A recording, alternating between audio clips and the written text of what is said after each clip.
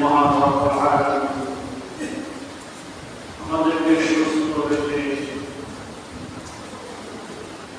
এবং বিভিন্ন থেকে হেফাজত রেখে দুনিয়ার জীবন থেকে আল্লাহ তাআলা আমাদের ইসলাম করে আসান করেছেন। সে মহান রব্বুল আলামিনের দরবারে আল্লাহ সুবহানাহু আলহামদুলিল্লাহ। আল্লাহ পাকের নিয়ামতের শুকর যদি একজন মানুষ একটা নিয়ামতের শুকর আদায় করে তাহলে আল্লাহ তাআলার নিয়ামতের শুকর আদায় হবে। আল্লাহ তাআলা আমাদেরকে অসংখ্য নিয়ামত দান করেছেন। তো এই নিয়ামতের কদর যদি আমরা না করি, নিয়ামতের কদর এটা যদি না করি তাহলে আমাদেরকে এই নিয়ামত আল্লাহ তাআলা দিবেন। আল্লাহ তাআলা বলেন যাদেরকে শান্তাউকুম লা আযীদান্নাকুম ওয়া লা ইন কাফারতুম ইন্না আযাবি লাশাদীদ। আল্লাহ বলেন যে ব্যক্তি নিয়ামতের শুকর আদায় করতো না, আমার নিয়ামতের সাথে জড়াজড়ি করলো, আমার নিয়ামতের সাথে কাপাকাপি করলো, আমি তার নিয়ামতকে ছিনিয়ে নেব। ইন্না আযাবি লাশাদীদ। আল্লাহ পাক রব্বুল আলামিন এখানে একটা সংকেত দিয়েছেন। আল্লাহ তাআলা সতর্ক করছেন, ইন্না আযাবি লাশাদীদ, নিশ্চয়ই আমার আযাব বড় শক্ত, বড় কঠিন। আল্লাহ তাআলা বলেন আমার আযাব বড় শক্ত, বড় কঠিন। লা ইউআযযিবু আযাবাহু আহাদ, আমার আযাব কেউ দিতে পারবে না। আমার আযাবের মতো আযাব কেউ দিতে পারবে না। আমার আযাব যদি কাউকে দেয়, এই আযাব থেকে কেউ রক্ষা করার কেউ থাকবে না। আল্লাহ তাআলা বলেন এখানে সতর্ক করছেন যে ইন্না আযাবি লাশাদীদ, আমার আযাব বড় কঠিন। সেই আযাব যে কোনো মাধ্যমে তোমাদের মাধ্যমে আসবে। আল্লাহ তাআলা বলেন এই আযাব, আমার এই আযাব যে কোনো মাধ্যমে তোমাদের কাছে আসবে, সিগারের মাধ্যমে, কাশির মাধ্যমে, ধীরে মাধ্যমে, যত সংকেত ছিল আসে কি সব বাইবেল রাসূল পাঠান। আল্লাহ তাআলা বলেন ওয়ার আযাব সিগারের মাধ্যমে আসতে পারে, ধীরে মাধ্যমে আসতে পারে, কাশির মাধ্যমে আসতে পারে, এটা একটু ধরে না। এই যে কোনো মাধ্যমে আসবে, এমনকি গরমের মাধ্যমে আসতে পারে। আল্লাহ তাআলা মধ্যে এমন গরম ছাড়ে যে গরমে মানুষ কৃষ্ণ করে মারা যায়। আল্লাহ তাআলা বলেন আমার আযাব বড় শক্ত, বড় কঠিন। এই আযাব যে কোনো মাধ্যমে তোমাদের মাধ্যমে আসতে পারে। তারা মধ্যে কাফেরদেরকে গরম দিয়া সতর্ক করতেছে যে কিয়ামতের ময়দানে এখন তো সূর্য কঠিন মাইল করে তাওবা করতে আসে, তাই এই গরম সাথে কি আমরা সহ্য করতে পারি না। তাহলে কিয়ামতের ময়দানে সূর্য থেকে আযাব করে তখন গাও সূর্য উঠবে, এখন সূর্য উঠবে, এই কোনো আমাদের সহ্য হয় না। কিয়ামতের ময়দানে সূর্য থেকে কি গাও দাও আযাব করে, এই আযাব করে সূর্য থেকে তাহলে কিয়ামতের ময়দানে কি অবস্থা হবে। তাহলে এই যে মানুষদেরকে এই গরম থেকে সতর্ক করতেছে, মানুষকে সতর্ক প্রমাণ করতেছে। আল্লাহ তাআলা কেমন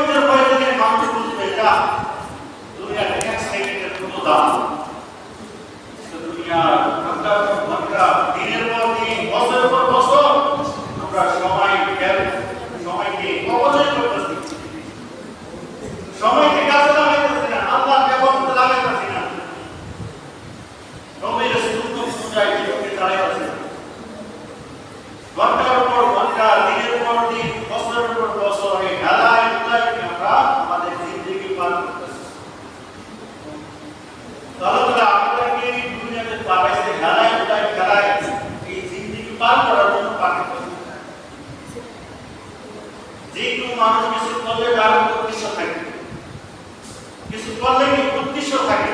তো আল্লাহ পাক রব্বুল আলামিন বান্দাদেরকে দুনিয়াতে পাঠান থেকে উদ্দেশ্য পেল। উদ্দেশ্য হলো তাদের ওমা খলাকুল জিন্না ওয়াল ইনসা ইল্লা লিয়াবুদুন। আমি মানুষ এবং জিনদেরকে শুধুমাত্র কেবলমাত্র সৃষ্টি করেছে আমার ইবাদতের জন্য, আর কোনো উদ্দেশ্য নেই। এই ইবাদতের জন্য কি আমি জিন এবং মানুষদেরকে সৃষ্টি করেছি। এজন্য এই খেলাধুলায় আমরা আমাদের জিন্দেগি পার করতেছি। এভাবে চলতে কি আমরা কিয়ামতের ময়দানে আমাদের ধরা খাইতে হবে। কারণ কিয়ামতের ময়দানে এমন অবস্থা হবে, আল্লাহ তাআলা বলেন ওয়া উম্মিহি ওয়া আবিহি ওয়া সাহিবাতিহি ওয়া বানিহি। কিয়ামতের ময়দানে এমন অবস্থা হবে, নিজের মা ছেলেকে চিনবে না, নিজের ভাই ভাইকে চিনবে না, পিতা ছেলেকে চিনবে না, ছেলে পিতাকে চিনবে না, মা ছেলে মাকে চিনবে না। এমন ভয়াবহ অবস্থা হবে, সেদিন সবাইকে দেখা পালানো শুরু করবে। এমন অবস্থা হবে সেদিন কেউই কাউকে চিনবে না। বলবে আমার দুনিয়াতে কি আর হয় না, আমার ছেলে আত্মীয় থেকে সেদিন কেউ পরিচয় দিয়ে সাহস পাবে না। এই এমন অবস্থা হবে কিয়ামতের ময়দানে। তো আমরা এই কিয়ামতকে কি করতেছি, কিসে বানাইতেছি, আমাদের কিয়ামতের ময়দানে আল্লাহর সাথে দাওয়াত হওয়া লাগবে, এই কথাকে আমরা দুনিয়াতে এসে ভুলেই গেছি। এজন্য আমাদের জিন্দেগি যেখানে খুশি সেখানে পার করতেছি। আল্লাহ তাআলা একটা উদ্দেশ্য করে আমাদেরকে দুনিয়াতে পাঠাইছে, সেই উদ্দেশ্যটা ভুলে যায় কি আমরা দুনিয়ার পিছনে ছুটতেছি। এই দুনিয়া করতে করতে একদিন কি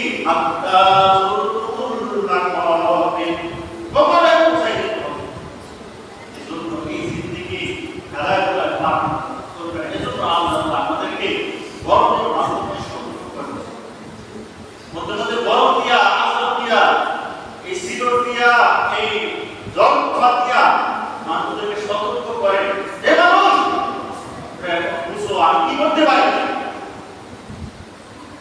সামান্য একটা বাতাসের কারণে বিরাট বড় গাছ ভেঙে চলে চুরমার হয়ে যায়।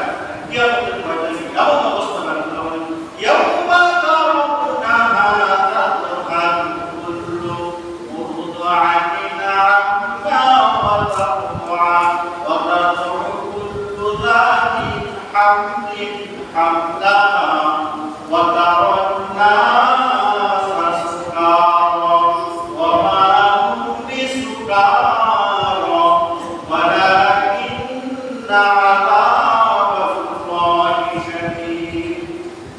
আল্লাহ তাআলা বলেন কিয়ামতের ময়দানে এমন অবস্থা হবে, ইয়াউমা তারাউনা তাযহাবু কুল্লু মুরদিআতিন আম্মা আরদা'আত ওয়া তাযহাবু কুল্লু যাতিন হামলিন হামলাহা। কিয়ামতের ময়দানে এমন অবস্থা হবে, সেদিন গর্ভধারিণী মহিলা তার গর্ভ বসে পড়ে যাবে, সে মৃত্যু মাত্র অনুভব করতে পারবে না। আল্লাহ বলেন ওয়া কুল্লু যাতিন হামলিন হামলাহা। কিয়ামতের ময়দানে এমন অবস্থা হবে, একজন গর্ভধারিণী মহিলা গর্ভ বসে পড়ে যাবে, সে মৃত্যু থেকে মৃত্যু অনুভব করতে পারবে না।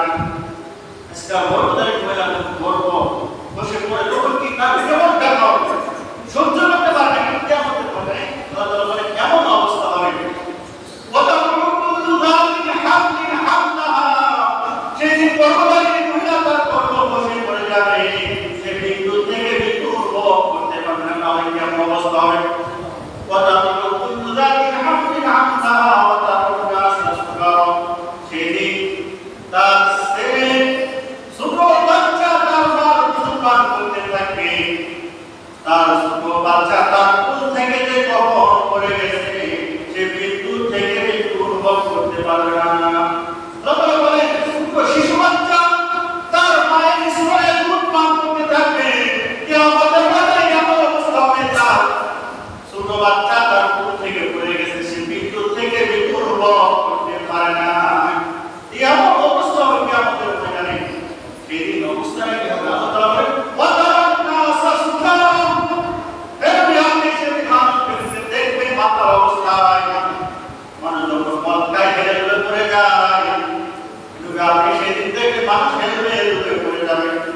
তাদেরকে দেখে মনে হবে তারা নেশা করছে। তারা নেশা করে নাই, তারা মদ্যপান করে নাই। তাহলে বলা হবে তারা এমন করে কেন, গেলে করে যায়, এই অবস্থায় কেন?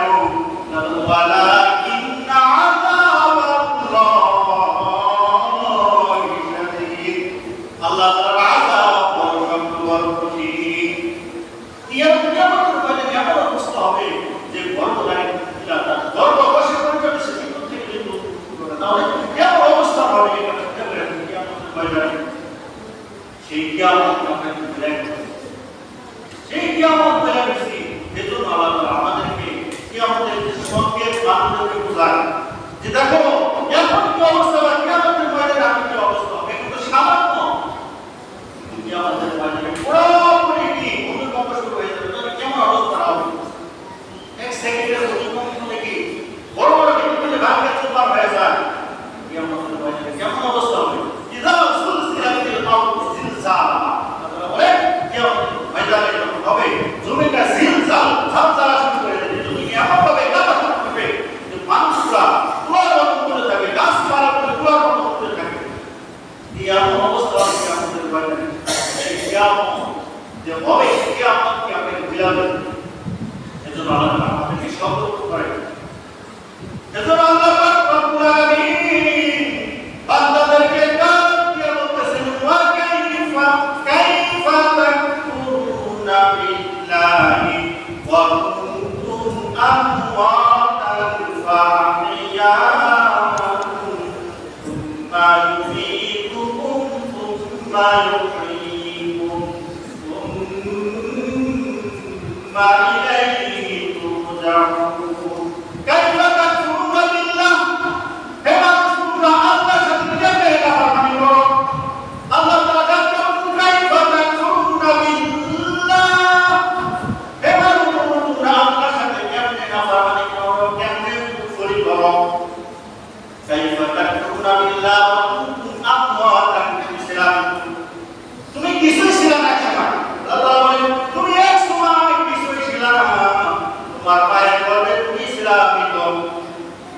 কাইফা তাকফুরুনা বিল্লাহ ওয়া কুনতুম আমওয়াতান ফাআহইয়াকুম, তুমি এক সময় কিছুই ছিলে না, তুমি ছিলে মৃত। ফাআহইয়াকুম, আমি আল্লাহ তোমাকে হায়াত দিয়েছি, আমি আল্লাহ তোমাকে জীবন দান করেছি। ফাআহইয়াকুম সুম্মা ইউমীতুকুম, আবার তোমাকে আমি আল্লাহ মৃত্যু দান করব। কাইফা তাকফুরুনা বিল্লাহি ওয়া কুনতুম আমওয়াতান ফাআহইয়াকুম সুম্মা ইউমীতুকুম সুম্মা ইউহয়ীকুম, তোমাকে আবার মৃত্যু দান করে আবার তোমাকে জীবিত করব। সুম্মা ইলাইহি তুরজাউন, হে মানুষ তোমরা জেনে রাখো আমার কাছে কিন্তু তোমাদেরকে আসতে হবে। সুম্মা ইলাইনা তুরজাউন, আমার কাছে কিন্তু আসতে হবে। এজন্য আল্লাহ পাক রব্বুল আলামিন বান্দাদেরকে ডাকে, হে মানুষ তোমরা কেমনে আমাকে বুঝা রইলা?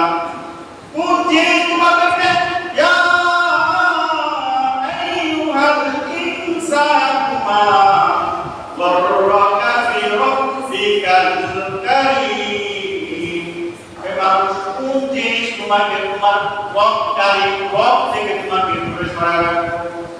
এমন কোন জিনিস তোমার দয়াময় আল্লাহ থেকে তোমাকে দূরে সরায় রাখলো? ইয়া আইয়ুহাল ইনসানু মা গররাকা ফি রাব্বিকাল কারীম, হে মানুষ কোন জিনিস তোমাকে তোমার দয়াময় রব থেকে দূরে সরায় রাখলো? কোন জিনিস তোমাকে তোমার রব থেকে দূরে সরায় রাখলো? কোন জিনিসের মায়া পড়ে গেলাম? আল্লাহ তাআলা বলতেছেন তার কুদরতে দিলে বলে,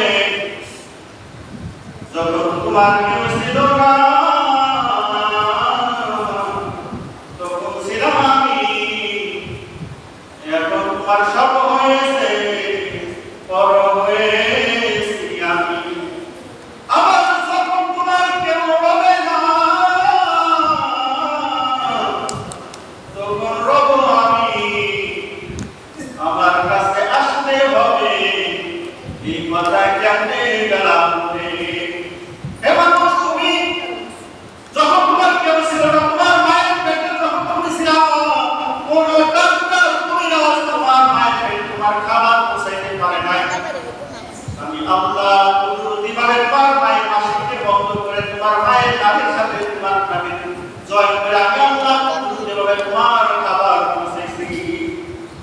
আল্লাহ তাআলা বলেন, হে বান্দা, যখন তোমার কেউ ছিল না, তোমার মায়ের পেটে তোমার কেউ ছিল না, তোমার খাবার পৌঁছানোর জন্য কেউ ছিল না, সেই সময় আমি তোমার মায়ের হাসিকে বন্ধ রাখা আমি আল্লাহ কুদরতি নয় তোমার মায়ের নামের সাথে কি তোমাকে খাবার পৌঁছেছি। যখন তোমার কেউ ছিল না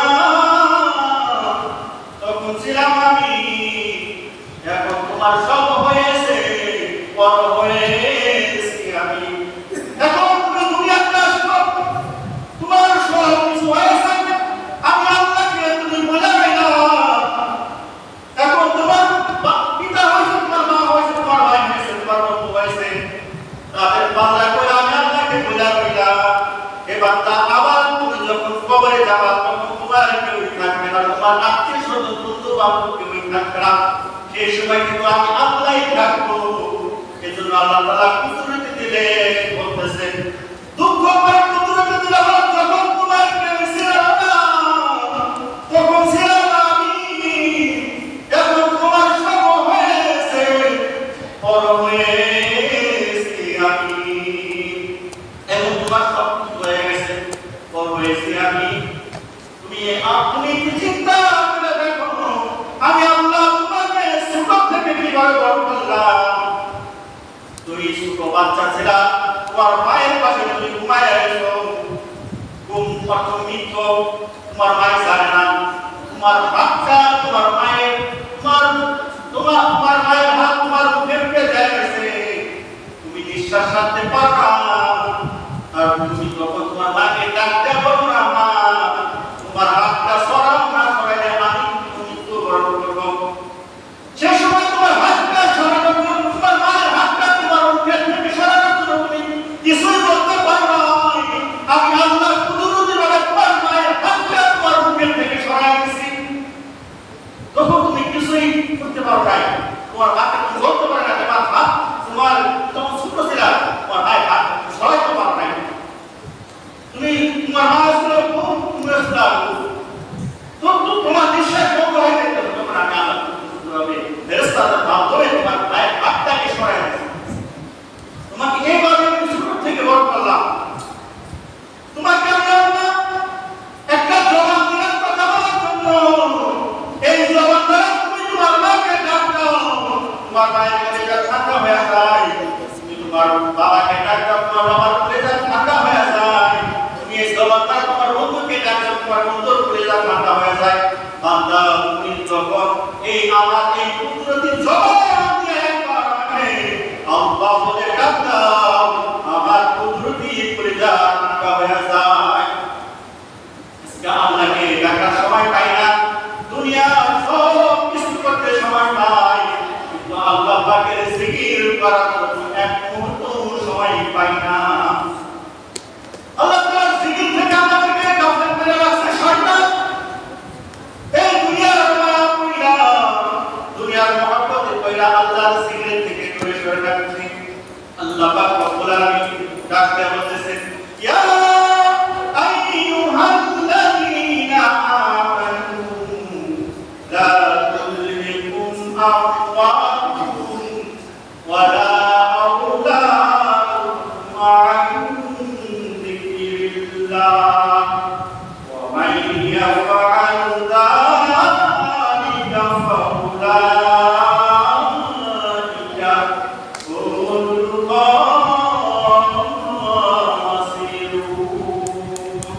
আল্লাহ পাক বলেন, হে ইমানদারগণ, ইয়া আইয়ুহাল্লাযীনা আমানু লা তুলহিকুম আমওয়ালুকুম ওয়ালা আওলাদুকুম আন যিকরিল্লাহ।